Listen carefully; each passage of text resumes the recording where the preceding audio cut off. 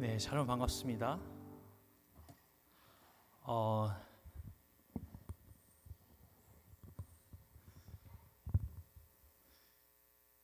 저는 홍익대 CCC를 담당하고 있고 서울 서이팀 팀장으로 섬기고 있는 이건설 간사입니다.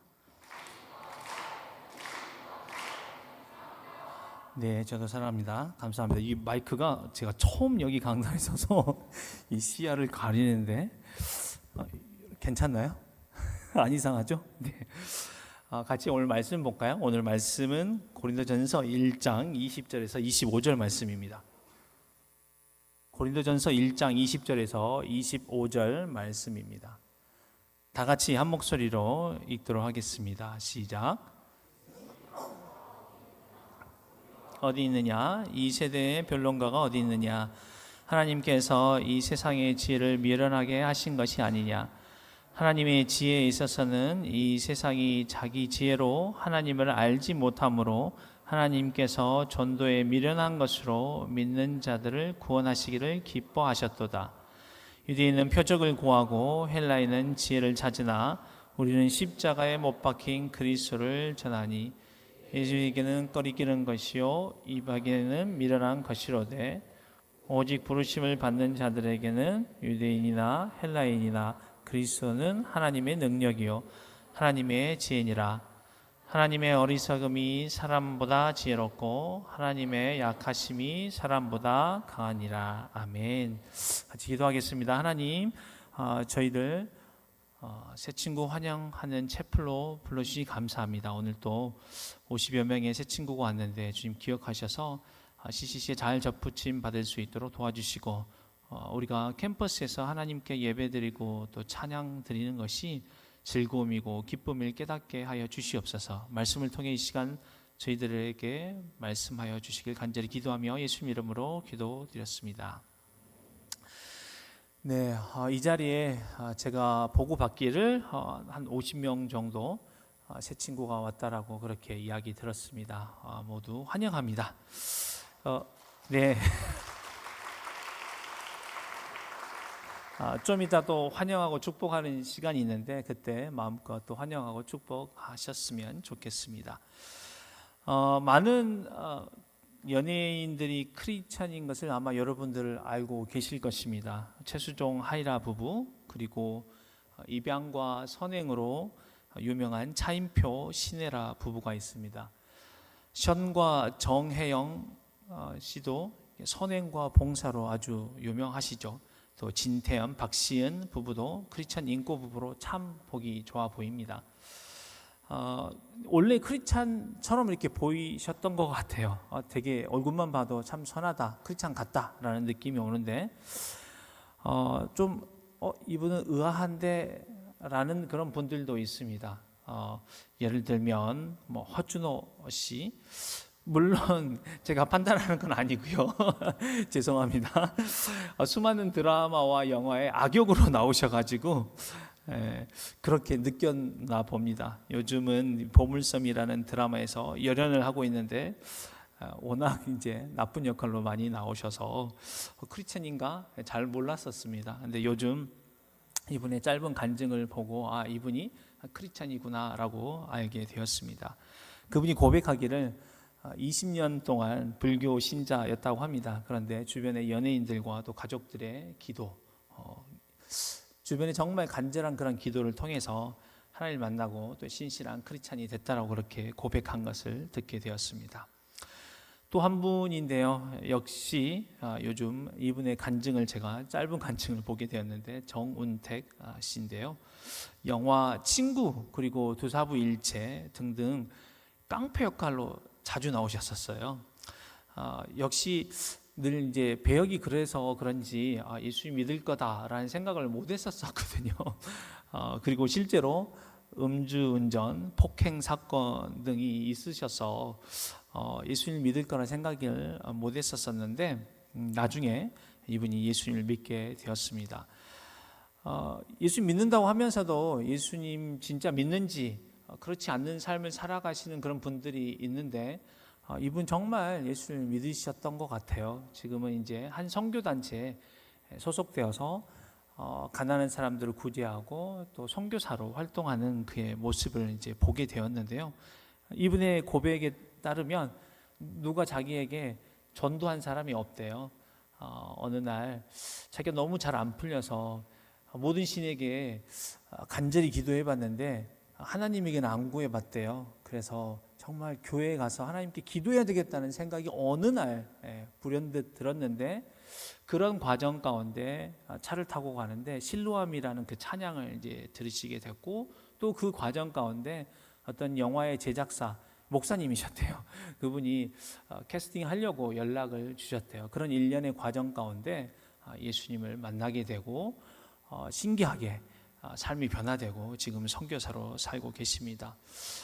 또 다른 분인데 조여렌 씨인데요. 이분은 뭐 요즘 너무 신앙적으로 뜨거우셔서 원래 신앙이 참 좋으신가 보다라고 생각하실 수 있는데, 저는 이제 어려서부터 이분을 보고 자라와서 어릴 때 제가 중고등학교 또 대학교 다닐 때 그럴 것 같지 않은 분이셨거든요. 한때는 불교를 기반한 일본의 신흥 종교인 SGI에 가입하셨고 그 종교를 믿으셨고요. 나중에 이제 지금의 남편을 만나게 되고 교회를 다니기 시작했습니다. 처음 교회 갔는데 성가대에서 찬송가 310장을 찬양하더래요. 하나님의 은혜로라는 찬양인데, 이 쓸데없는 자라는 그 가사가 불려질 때 마치 자기에게 하는 것 같더래요. 이 쓸데없는 자, 그치, 내가 쓸데없는 자지 라는 그런 마음에 울림이 있었는데, 그 찬양의 마지막 가사에 내 모든 형편 아시는 주님 늘 보호해 주실 것을 나는 확신하네 라는 이 가사에 위로를 받게 되었고, 남편이 가자 해서 딱 하루만 가자고 생각했는데 그날 이 찬양 듣고 또 말씀 듣고 다음 주도 가고 또 다음 주도 가고 그렇게 가게 되면서 예수님 영접하게 되었고, 요즘은 크리스찬 TV에도 많이 나오시고 또 신학 박사로 지금 공부 중에 계십니다. 사실 예수님을 믿는 연예인들은 참 많습니다. 그런데 그분들의 간증을 들으면 참 신기하죠. 은혜가 됩니다. 그런데 어떤 이들에게는 이해가 안 되기도 합니다. 바보 같고 어리석고, 마음에 나는 그 소리, 그 자기가 만들어낸 소리 아니야? 혹은 어떤 분들은 꿈을 꾸어서 교회를 갔다는 그런 연예인들도 있습니다. 에이, 설마 바보 같은 얘기 아니야? 그걸 믿는다고? 그것 때문에 교회를 갔다고? 이렇게 생각하는 사람들이 있습니다. 어리석게 여기는 사람들도 있습니다. 오늘 본문에 보십시오. 십자가의 도가 유대인들에게는 꺼리끼는 것이라고 합니다. 그도 그럴 것이지, 십자가에 못 박히는 것은 당시 가장 큰 처벌일 뿐 아니라 성경에서 하나님께 저주받은 사람이 십자가에 달려 죽는다라고 그렇게 나와 있습니다. 신명기 21장 23절인데요. 다 같이 한번 읽어볼까요?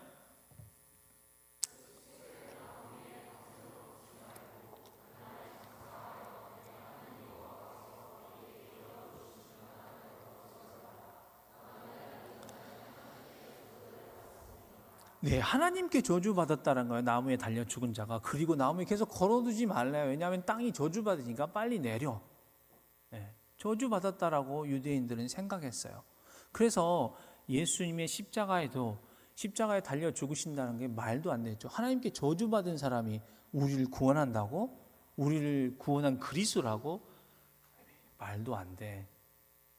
믿을 수가 없었죠. 미련한 짓이었죠. 왜 십자가에서 죽어? 그리고 십자가에서 죽고 다시 살아난다고? 네. 근데 유대인뿐 아니라 오늘 본문 23절에 보니까 이방인들, 곧 헬라인들에게는 어떤 이야기였냐면 미련한 이야기였다라는 거예요. 미련했다라는 거예요. 당시 이방 문화인 헬라 문화는 이성과 철학을 강조했었었고 아주 발달되었었죠. 지금도 그렇지 않습니까? 우리는 과학 만능주의에서 살고 있고 이성을 아주 중요하게 여기는 그런 시대에 살고 있습니다. 그래서 말도 안 되는 얘기죠. 왜 십자가에서 죽어? 그리고 십자가에서 죽어서 다시 살아났다고? 부활했다고? 그게 과학적으로 증명할 수 있어? 그 이성적으로 믿겨지는 일이야? 이해할 수 없는 일이죠. 그래서 미련하다는 거예요. 세상 사람들도 저희를 보고 미련하다고 그러죠. 그걸 믿어? 그게 가능해? 그렇습니다. 그래서 그리스도인들은 세상의 기준으로 보면 바보 같은 집단입니다. 미련한 집단이죠. 그리고 CCC는 더 바보 같아요. 세상에 바보같이 누군가 새 친구가 오면 박정근 수장님, 박정근 수장님 사랑합니다 이렇게 처음 봤는데 50명 이상은 저를 처음 봤는데 저를 사랑한다고 해주셨잖아요. 처음 봤는데 사랑한다고? 또 저희 CCC가 워낙 다른 사람들 칭찬을 또 잘해요. 저희 이제 시집생들이 되게 저는 홍익 CCC를 담당하고 있으니까 홍익 CCC에 막 이제 동아리방에 막 들어온단 말이에요. 그러면 올 때마다 이제 저희는 늘 했던 대로 저희는 평범한 일상이거든요. 그래서 와 역시 와 대단하다. 와 진짜 야 저걸 한다고 뭐 기타 A 코드만 쳐도 야 진짜 뭐 와 내년에 뭐 기타 인도할 것 같은데 막 진짜 막 이렇게 칭찬한단 말이에요. 그래서 이렇게 칭찬을 하니까 제가 발견한 거는 새 친구들이 좀 어색해 하더라고요. 잘 어리둥절해요. 이게 내 칭찬받을 일이 아닌 것 같은데 막 칭찬을 해주고 막 박수 쳐주고 이러니까 이해를 못 하는 거예요. 그래서 제가 이제 부연 설명을 해요. 있잖아. 이제 CCC는 원래 이렇게 칭찬을 잘해. 그래서 너무 이상하게 생각하지 마. 어색해 하지 마. 야, 우리는 숨만 쉬어도 칭찬해줘. 막 제가 이렇게 막 설명을 하거든요. 되게 이상한 집단이죠. 또 기도 제목을 나눌 때면 정말 자신의 마음에 있는 어려움까지도 나누는 그런 바보 같은 집단이죠. 자신의 연약함, 어려운 점을 기도 제목으로 나눕니다. 세상은 그것을 나누면 안 된다고 얘기하죠. 왜냐하면 나누면 내 약점이 되고 흠잡힐 일이 되기 때문이죠. 그러나 저희는 순장지침 17번처럼 합니다. 순장지침 17번. 수는 특질이 유기체이므로 순원들의 덕과 은혜를 공동으로 나누고 허물과 고통과 외로움과 죄와 불신은 서로 나누어서 청산해 버리고 영적 가정이 되게 하라. 허물과 고통과 외로움과 죄와 불신은 서로 나누고 청산해 버려서 영적 가정, 진짜 가정처럼 그렇게 살라는 거예요. 그래서 우리는 이대로 그렇게 살려고 노력하고 우리의 연약함도 부족함도 그렇게 나누는 거죠. 동아리방에서 몇 명 지체들이랑 있었는데 한 지체랑 이제 얘기를 하다가 예수님 믿어야지 그랬대요. 오셨나 모르겠어 오늘. 제가 사람이 많아서 확인이 안 되고 있는데 눈물을 흘리셨어요. 제 마음이 너무 안타깝더라고요. 저도 바쁜데 야 뭐야 그러면 우리 이러이러한 상황인데 이러이러한 책을 나랑 같이 한번 읽어보면 어떨까? 부담 안 돼. 하루에 한 3페이지 정도만 읽으면 돼. 너도 알지? 나 바쁜 거 알지? 내가 바쁘지만 내가 시간을 내서 너랑 매주 책 읽고 이거 나눔하고 싶거든.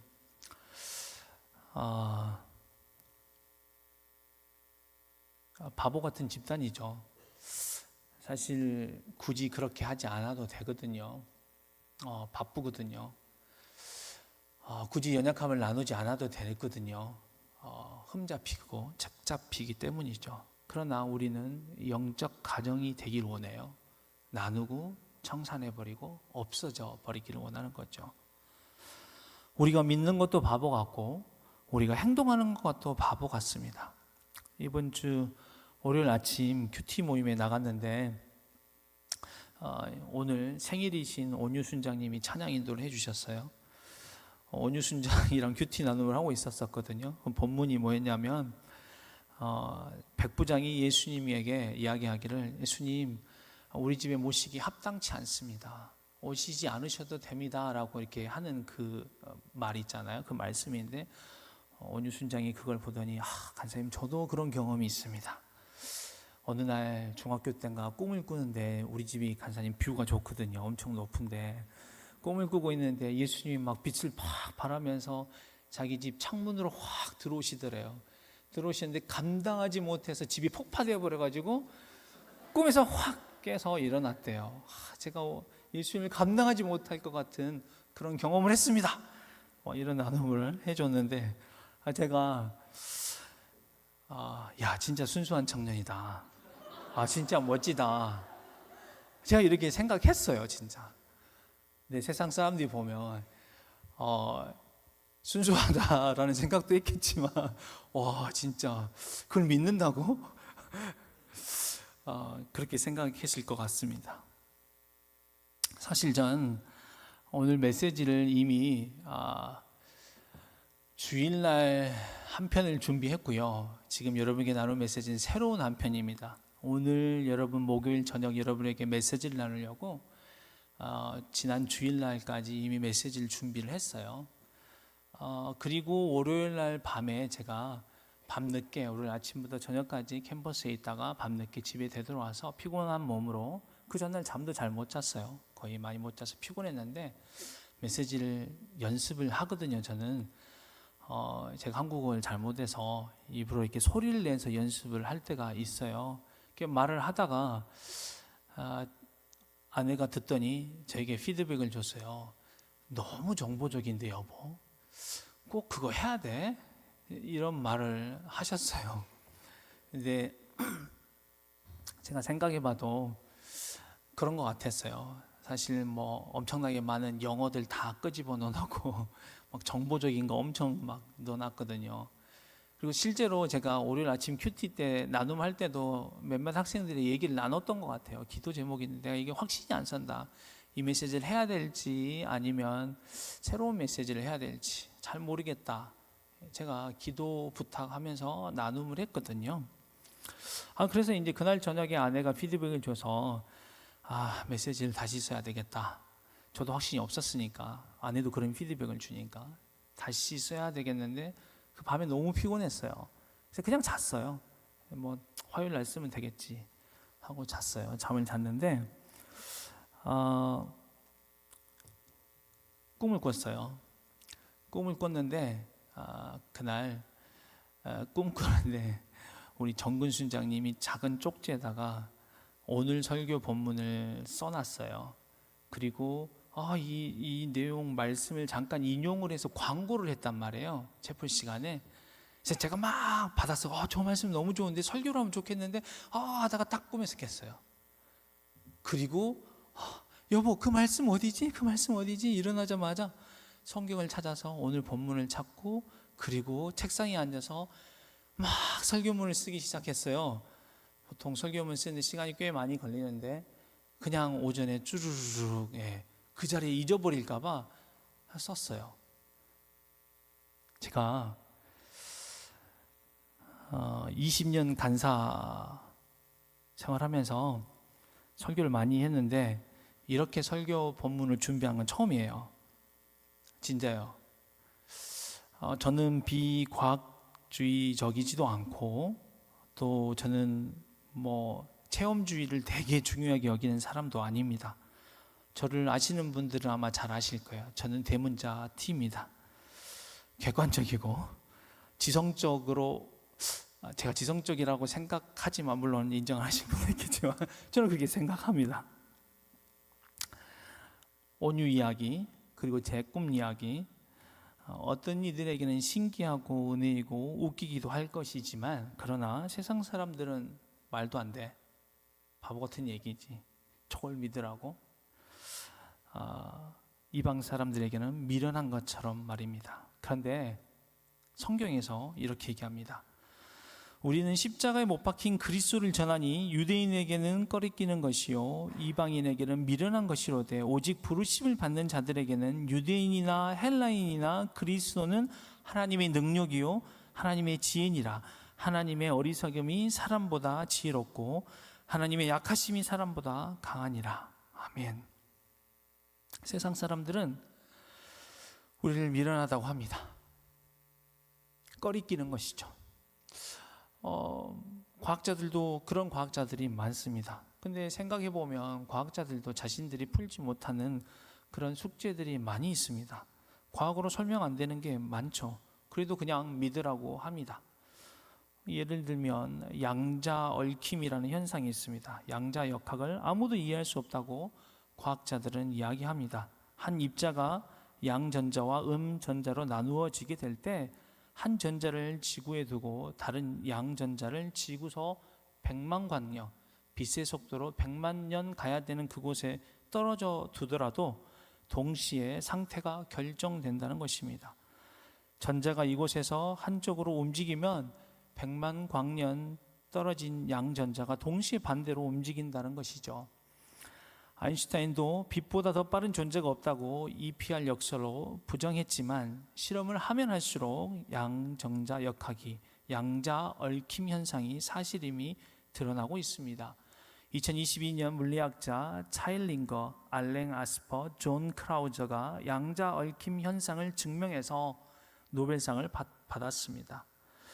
또한 그 양자 역학을 통해서 양자 컴퓨팅이 기초가 되고 있습니다. 그러나 여전히 과학자들은 그 현상을 물리학으로 설명할 수 없습니다. 그냥 믿을 뿐이죠.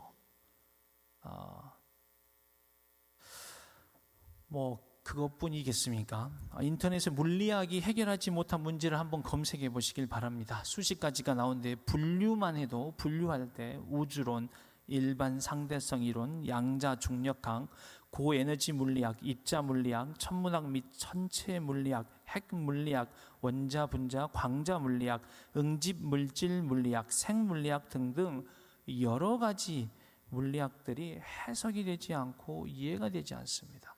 보여지지도 않죠. 빅뱅 예전에 한번 생겼는데 다시 만들어낼 수는 없잖아요. 보여줄 수도 없어요.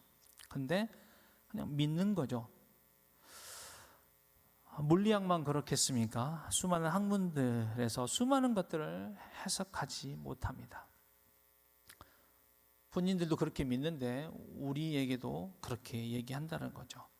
그런데 세상 사람들만 우리를 미련하다고 한 게 아니야. 요즘은 기독교인이라고 자칭하는 분들에서 자유주의적 성경 해석을 하는 사람들도 우리를 미련하다라고 합니다.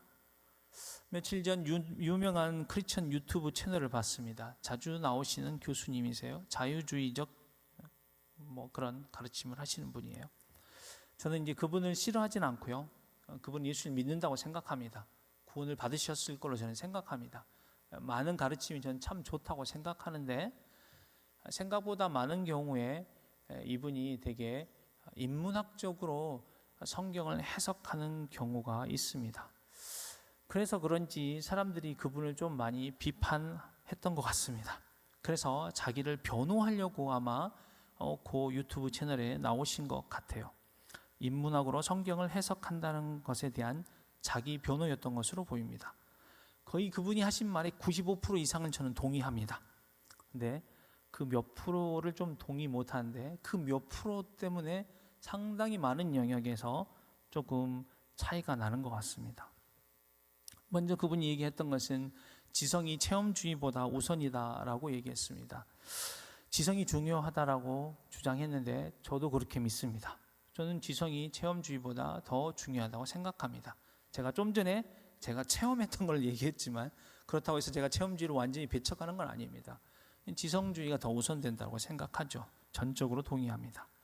그리고 인문학으로 성경을 해석할 수 있다고 주장했습니다. 전적으로 동의합니다.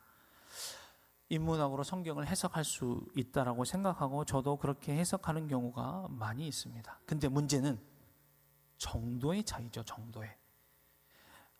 어느 정도를 인문학으로 해석할 것인지, 이 정도일 건지 여기까지일 것인지, 그거의 문제이지 않겠습니까?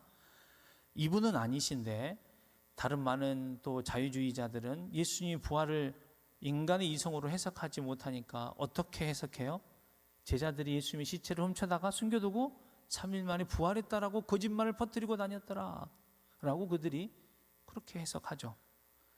예수님의 오병이어 그 사건을 보고 예수님이 그 기적을 한 거가 아니라 제자들이 미리 그 많은 오병이어 떡, 물고기를 사두었다가 숨겨놨다가 사람들 나올 때 화다다닥 나눠줬다라고 그렇게 해석을 하는 거죠. 여러 가지 해석들을 많이 그렇게 하는 거죠. 정도의 차이인 거죠. 그분이 주장하기를 칼빈도 신학을 배운 적이 없다. 인문학으로 성경을 해석했다라고 얘기를 하는데 칼빈은 기독교 강요를 썼습니다.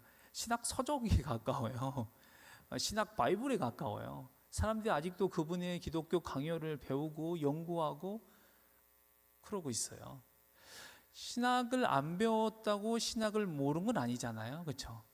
영어를 꼭 전문적으로 배워야지 영어 박사가 되는 거 아니고 영어를 막 잘하는 건 아니잖아요. 영어권에 살면 영어를 자연스럽게 하는 것처럼 신학 공부를 따로 무슨 해야지 꼭 잘하는 건 아니잖아요. 몇 주 전에 유퀴즈에 보니까 한국어를 가르치는 교수님, 외국인 교수님 나오셨어요. 보셨을 수도 있는데 보니까 예일대, 하버드대 막 나오셨더라고요. 하루에도 열 몇 시간씩 한국어 공부하고 한국 분이랑 결혼하셨고 아직도 한국어를 가르치시고 계시고 대단한 분이시잖아요. 한국어 엄청 잘하시더라고요. 근데 제가 볼 때 여전히 몇몇 단어는 이상한데 저거는 고등학생도 저렇게 표현 안 할 것 같은데 라는 표현이 있어요. 근데 우리는 중고등학교 학생이 한국어를 그렇게 전문적으로 학구적으로 배우지 않더라도 잘하잖아요. 마찬가지죠.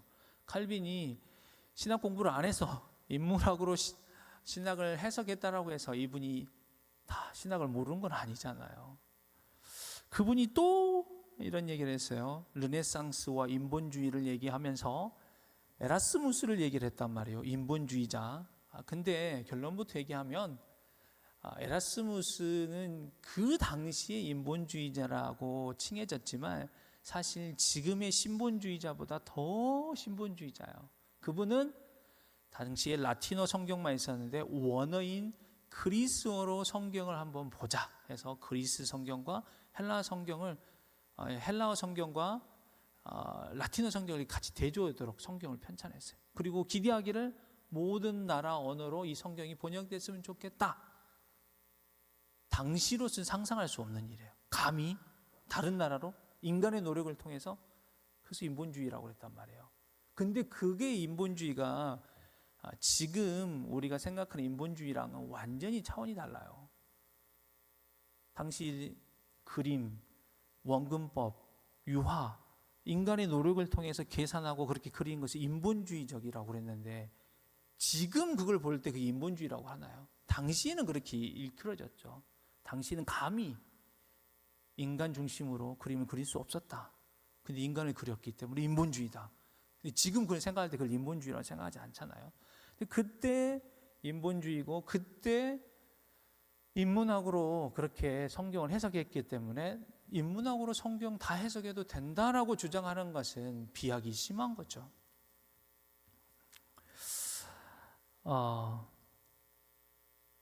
그래서 세상 사람뿐 아니라 요즘은 기독교 안에서도 저희를 미련한 사람이다라고 그렇게 얘기하고 있습니다.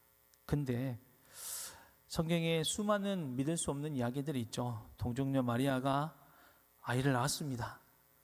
부활이 과거로 설명하기 어려운데 예수님이 부활하셨습니다. 그걸 어떻게 설명할까요? 사람들은 그걸 믿는 우리를 바보처럼 여깁니다. 그러나 우리는 그걸 믿습니다. 예수님을 믿기 시작하면서 믿기 어려운 것들이 믿어지는 것이죠. 그들에게는 미련한 것처럼 보이지만 그것이 하나님의 능력이라는 거예요. 예수님이 니고데에게 얘기할 때 거듭나면 하나님 나라를 볼 거라고 그랬는데 여기서 하나님 나라를 본다라고 할 때 그 보다 새로운 감각이 생긴다라고 얘기를 한 거죠. 영적으로 눈을 떠지게 되고 예전에 이해하지 못하게 되는 것이 이해가 되고 깨달아지게 되는 거죠. 1800년대 초반 프린스턴 신학교 최초의 신학교수였던 아키발리 알렉산드는 이런 표현을 썼어요. 하나님이 이렇게 역사하시면 누구라도 신성한 진리에 새로이 눈뜬다. 그 속에서 영혼은 지금껏 보지 못한 것을 본다. 지금까지는 개념조차 몰랐지만 하나님의 진리가 얼마나 아름답고 탁월한지 알아본다라고 그렇게 얘기했습니다. 예수님 믿기 전에는 저도 말씀이 잘 안 익혀졌어요. 예수님 인격적으로 만나기 전에는. 근데 예수님을 만나고 나서 아직도 생생해요. 20여 년이 지났지만 제가 예수님 인격적으로 만나고 처음으로 성경 읽었던 거는 CCC에 가르쳐준 대로 요한복음이 아니라 잠언이었는데 잠언을 읽는데 너무 재밌는 거예요. 점심 먹고 피곤할 텐데 잠이 쏟아질 텐데 그냥 잠언이 읽고 싶어가지고 도서관에 가서 1시간씩 잠언을 읽었단 말이에요. 예수님 인격적으로 만나니까 하나님 말씀을 읽고 싶어지고 하나님 말씀이 기쁨이 되고 즐거움이 되고 이해가 되고 깨달아지게 된다는 것이죠. 아마 여러분도 그런 경우가 아마 있었을 것이라고 믿습니다. 그리고 주변에 그런 사람들 이야기를 들었습니다. 예전에는 안 믿어졌는데 이제는 예수님을 만나고 나니까 성경이 믿어지더라. 예전에는 동정녀가 애를 낳는 게 믿어지지 않았는데 이제는 믿어지더라. 예전에는 예수님 부활한다는 것이 과학적으로 설명이 안 되고 안 믿어졌는데 지금은 믿어진다더라 라고 이렇게 간증하는 사람들의 이야기를 들어보셨을 것입니다. 사랑하는 여러분, 미련한 것이 아닙니다. 꺼리끼는 것이 아닙니다. 하나님의 능력입니다. 우리가 이렇게 믿을 수 있는 것도, 이렇게 바보처럼 살아가는 것도 하나님의 능력입니다. 하나님의 능력이기 때문에 이 시대의 지성인들인 여러분이, 사실 대한민국에서 가장 지성인이라고 얘기하는 여러분들이 이렇게 예수를 믿고 이 자리에 나와서 설교 말씀을 듣고 있는 거지 않습니까? 그런 여러분들이 이렇게 믿고 이렇게 행동하고 이렇게 사랑하고 이렇게 섬기고 이렇게 살아가는 것은 바로 하나님의 능력이기 때문입니다. 사랑하는 여러분, 하나님의 능력으로 살아가는 CCC에 오신 여러분을 환영합니다. 사실 설교를 준비하면서 CCC 자랑 엄청 하려고 그랬거든요. CCC 뽕에 차려고. 근데 그냥 인터넷 찾아보시고요. 미련하게 보이는 이 집단에 오신 여러분을 환영합니다. 제목에 제가 어그로를 끌려고 끌었는지는 모르겠지만 미련한 집단이라고 제목을 달았습니다. 하지만 제가 하고 싶은 이야기는 하나님의 능력으로 살아가는 집단이라는 것을 말하고 싶었습니다. 아직 하나님의 능력이 이해가 안 되고 더 알아가고 싶은 분들은 채플 끝나고 여러분 각 캠퍼스의 담당 간사님을 찾아가 주시길 바랍니다. 아마 파란 소책자로 잘 소개해 주실 겁니다. 인간의 지혜보다 하나님의 약함이 더 강함을 깨닫고 싶은 분들은 정말 십자가의 도를 잘 알아가셨으면 좋겠습니다. CCC는 참 좋은 공동체입니다. 잘 오셨습니다. 이제 마음껏 하나님을 만나고 성장하시기를 바랍니다. 마음껏 하나님의 사랑을 경험하고 누리시길 바랍니다. 같이 기도하겠습니다. 하나님 아버지, 하나님 능력으로 살고 싶습니다. 우리의 이성으로 살고 또 지성의 가장 꼭대기 상아탑을 이루고 있는 저희가 그렇게 지적으로 주님을 만나기 원하는데 또한 하나님 이해되지 않는 것들에 대해서 우리가 정말 믿음으로 나아갈 수 있도록 도와주시고 하나님을 믿고 하나님 새로운 눈을 가지기 원합니다. 새로운 감각을 가지기 원하고 그래서 주님을 만나는 그 귀중한 경험들을 하기 원하오니 축복하여 주시고 특별히 여기 있는 우리 새로운 친구들 기억하셔서 은혜 베풀 주시길 간절히 기도합니다. 예수님 이름으로 기도드렸습니다.